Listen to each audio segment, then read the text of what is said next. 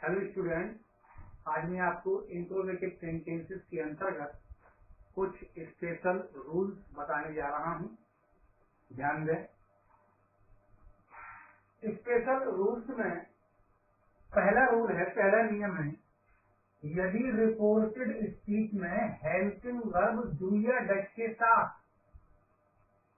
यदि reported speech में interrogative sentence में यदि रिपोर्टेड स्पीच में हेल्पिंग वर्ब डू या डज के साथ नॉट का प्रयोग होता है तो इनडायरेक्ट बनाते समय डू या डज का डिड कर देते हैं। स्पेशल नियम में पहला नियम है, यदि इंट्रोगेटिव सेंटेंस में रिपोर्टेड स्पीच में हेल्पिंग वर्ब डू या डज के साथ में नॉट का प्रयोग होता है तो इनडायरेक्ट बनाते समय डू या डज का डिड कर देते हैं, अर्थात डू या डज नॉट का डिड नॉट हो जाता है। दूसरा नियम जो इसी से संबंधित है, यदि इंट्रोगेटिव सेंटेंस में रिपोर्टेड स्पीच में हेल्पिंग वर्ब डू या डज के साथ नॉट नहीं आता है तो डू या डज को हटा दिया जाता है और एम वी फर्स्ट का एम वी सेकेंड कर दिया जाता है।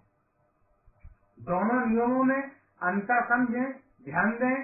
पहला नियम यह है कि जब हेल्पिंग वर्ब डू या डज के साथ नॉट हो तो उसका डिड नॉट कर देंगे, और अगर हेल्पिंग वर्ब डू या डज के साथ नॉट ना हो तो डू या डज को हटाकर एम वी फर्स्ट का एम वी सेकेंड कर देंगे। कैसे करेंगे देखिए। पहला example, Ram said to me do you not work hard. ये इंट्रोगेटिव सेंटेंस है क्योंकि इसमें प्रश्नवाचक निशान लगा हुआ है। ये हेल्पिंग वर्ब डू से शुरू हुआ है, यानी कि इस रिपोर्टेड स्पीच में हेल्पिंग वर्ब डू आई है और डू के साथ नॉट भी आया है। और पहला नियम हमें ये बतलाता है कि जब हेल्पिंग वर्ब डू या डज के साथ में नॉट हो तो इनडायरेक्ट बनाते समय उसका डिड नॉट कर देंगे। वाक्य बनेगा राम आस्क्ड मी। वाक्य सिंगल इंट्रोगेटिव था, इसलिए हमने इससे जोड़ा। जोड़ने के बाद असर्टिव बनाया। सब्जेक्ट था यू, सेकंड पर्सन, जिसको कि ऑब्जेक्ट मी से बदला गया तो उसका आई हो गया और डू नॉट का डिड नॉट हो गया वर्क हार्ड।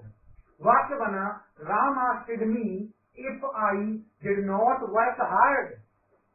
दूसरा एग्जांपल देखिए, जबकि हेल्पिंग वर्ब डू या डज के साथ नॉट ना आया हो। वाक्य है she said to us why do you make a noise. ये भी इंट्रोगेटिव सेंटेंस है। ऊपर वाला सिंगल था, ये डबल है। ऊपर वाले सेंटेंस में भी हेल्पिंग वर्ब डू आई थी, इसमें भी हेल्पिंग वर्ब डू आई है। ऊपर नॉट आया था लेकिन इसमें नॉट नहीं आया है, इसलिए इसमें डू या डज को हटा दिया जाएगा और एम बी फर्स्ट का एम बी सेकेंड कर दिया जाएगा। जैसे शी आस्क्ड अस, अगर सिंगल इंट्रोगेटिव होता तो इफ या वेदर से जोड़ते, लेकिन ये डबल इंट्रोगेटिव है, प्रश्नवाचक शब्द से शुरू है तो उसी प्रश्नवाचक शब्द से वाक्य जोड़ेंगे। जोड़ने के बाद वाक्य बनाएंगे असर्टिव। सब्जेक्ट है यू, सेकंड पर्सन, जो कि ऑब्जेक्ट अस से बदलेगा, इसलिए वी हो जाएगा। डू को हटा दिया जाएगा, एम बी फर्स्ट मेड का एम बी सेकेंड मेड कर दिया जाएगा, ए नॉइज। वाक्य बना she asked us why we made a noise. आशा है आपको ये दो नियम समझ में आए होंगे। एक बार और अच्छी तरह से समझ लें। पहला नियम है कि जब रिपोर्टेड स्पीच में हेल्पिंग वर्ब डू या डज के साथ में नॉट हो तो इनडायरेक्ट बनाते समय उसका डिड नॉट कर देंगे, और यदि रिपोर्टेड स्पीच में हेल्पिंग वर्ब डू या डज के साथ नॉट ना हो तो डू या डज को हटाकर एम बी फर्स्ट के स्थान पर एम वी सेकेंड कर देंगे। तीसरे नियम पर ध्यान दें, यदि रिपोर्टेड स्पीच में हेल्पिंग वर्ब डिड हो तो उसका had plus M V third कर देते हैं। यदि डू या डज था उसके नियम सीख लिए, लेकिन यदि डू या डज न आकर डिड का प्रयोग हो, डिड के साथ नॉट हो या ना हो, अगर डिड है नॉट हो या ना हो, अगर हेल्पिंग वर्ब डिड है तो उसका इनडायरेक्ट बनाते समय had plus M V third कर देंगे। यदि रिपोर्टेड स्पीच में इंट्रोगेटिव सेंटेंस में हेल्पिंग वर्ब डिड के साथ में एम बी फर्स्ट का प्रयोग हुआ है तो इनडायरेक्ट बनाते समय डिड के स्थान पे हैड और एम बी फर्स्ट के स्थान पे एम वी थर्ड कर देंगे। अगर नोट आया है तो हैड और एम बी थर्ड के बीच में लिख देंगे। जैसे Ram said to me where did you go yesterday. इस वाक्य में डिड का प्रयोग हुआ है, नॉट नहीं है। नॉट होता भी तो हेड के बाद आ जाता। इस वाक्य में डिड का प्रयोग हुआ है, ये इंट्रोगेटिव सेंटेंस है, इसलिए राम आस्क्ड मी डबल इंट्रोगेटिव है, इसलिए क्वेश्चन वर्ड वेयर से वाक्य जोड़ा। जोड़ने के बाद वाक्य बना असर्टिव। सब्जेक्ट है यू सेकंड पर्सन, बदलेगा ऑब्जेक्ट मी से, इसलिए आई हो गया। डिड का हेड हो गया, एम बी फर्स्ट गो का एम बी थर्ड गॉन हो गया और यस्टरडे का द प्रीवियस डे। वाक्य बना Ram asked me where I had gone the previous day. इन तीन नियमों के हो जाने के बाद इंट्रोगेटिव के स्पेशल रूल्स के अंतर्गत एक ही नियम बचा है, उसको भली भांति समझें।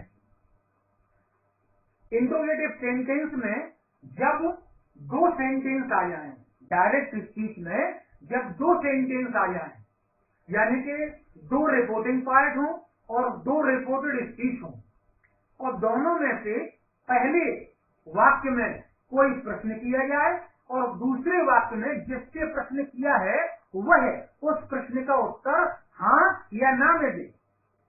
ध्यान में प्यारे बच्चों, पहले वाक्य में प्रश्न किया जाएगा और दूसरे वाक्य में उस प्रश्न का उत्तर यस या नो में दिया जाएगा। मैंने यहाँ पर पूरा नियम लिख दिया है, गौर करें। जब डायरेक्ट स्पीच में दो सेंटेंस हो, अर्थात दो रिपोर्टिंग पार्ट तथा दो रिपोर्टेड स्पीच और एक में प्रश्न किया गया हो तथा दूसरे में प्रश्न का उत्तर यस या नो में दिया हो, तो पहला वाला वाक्य बना लीजिए। पहला वाला वाक्य बनाकर दूसरे वाक्य की रिपोर्टिंग वर्ब को, अगर उत्तर यस में दिया है तो दूसरे वाक्य की रिपोर्टिंग वर्ब को रिप्लाइड इन अफर्मेटिव, और अगर उत्तर नो में दिया गया है तो दूसरे वाक्य की रिपोर्टिंग वर्ब को रिप्लाइड इन नेगेटिव में बदल देंगे। कैसे बदलेंगे देखिए। जैसे कि पहला वाक्य लिखा हुआ है, he said to me can you help me, I said yes. इस पूरे डायरेक्ट स्पीच के वाक्य को देखेंगे तो हम गौर करेंगे कि इसमें दो रिपोर्टिंग पार्ट और दो रिपोर्टेड स्पीच आए हैं। पहला रिपोर्टिंग पार्ट है ही सेड टू मी, उसका रिपोर्टेड स्पीच है कैन यू हेल्प मी। दूसरा रिपोर्टिंग पार्ट है आई सेड, उसका रिपोर्टेड स्पीच है यस। उसने मुझसे कहा क्या तुम मेरी मदद कर सकते हो, मैंने कहा हाँ। यानी कि पहले वाक्य में उसने मुझसे एक प्रश्न किया, क्या तुम मेरी मदद कर सकते हो, और दूसरे वाक्य में मैंने उसके प्रश्न का उत्तर हाँ में दिया। तो हमने वाक्य बनाया। कुछ देर के लिए हम ये समझ लेंगे कि ये दूसरा वाक्य इसमें है ही नहीं, केवल इतना ही है और इतने वाक्यों को हम बनाएंगे। तो वाक्य बनेगा ही आस्क्ड मी, सिंगल इंट्रोगेटिव था इसलिए इससे वाक्य जोड़ा, इससे वाक्य जोड़कर असर्टिव बनेगा। सब्जेक्ट है यू सेकंड पर्सन, जो कि ऑब्जेक्ट मी से बदला तो आई हो गया, कैन का कुड हो गया, हेल्प मी फर्स्ट पर्सन बदला सब्जेक्ट ही से तो हिम हो गया। यहाँ तक आपका पहला वाक्य बन गया। वाक्य बना he asked me if I could help him. उसके बाद हमें ये वाला वाक्य जोड़ना है। जब भी हम प्रश्न और उत्तर वाले दो वाक्यों को आपस में जोड़ेंगे तो हम बीच में एट दिस का प्रयोग करेंगे।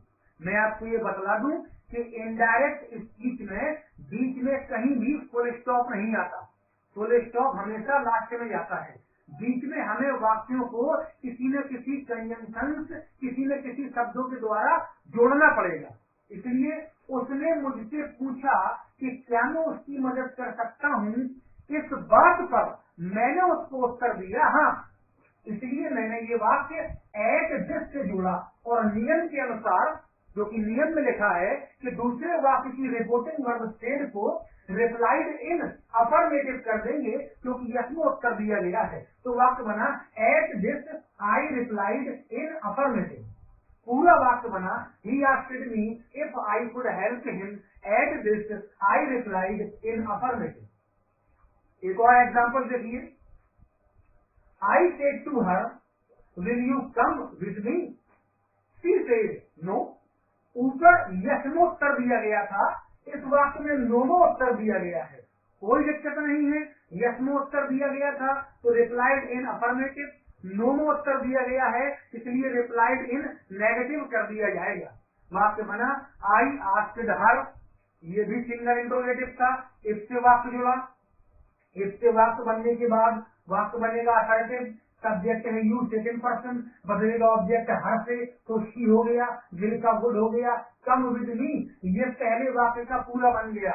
दूसरा वाक्य हमने फिर यहाँ पर एट दिस से जोड़ा और दूसरे वाक्य की रिपोर्टिंग वर्ब स्टेट को हमने रिप्लाइड इन नेगेटिव में बदल दिया, क्योंकि इसमें आंसर नो में दिया गया था।